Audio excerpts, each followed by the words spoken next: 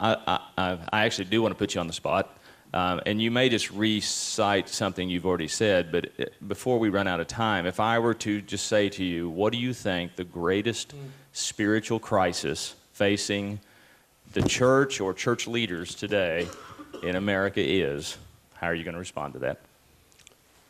Well, I'd say it's in the area that we have talked about. It's in spiritual energy. Where does that come from? I just happen to have a handout over there, about 50 copies for those that want to know more. The 3 disciplines that I tend to encourage all leaders is, first of all,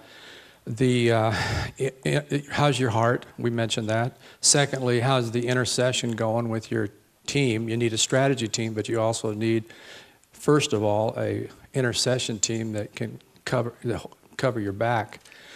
And the third is be able to come up with some combination of practicing the spiritual disciplines that work for you. They may not work for somebody else, but find the right combination that works for you. And I would say much is tied to this. We have a great failure to make biblical disciples.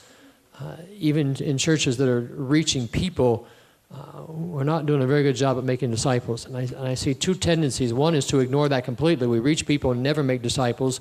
Or some who are correcting that now and over-correcting that. So everything is in discipleship so that the church becomes, in essence, a classroom, and you no longer do evangelism.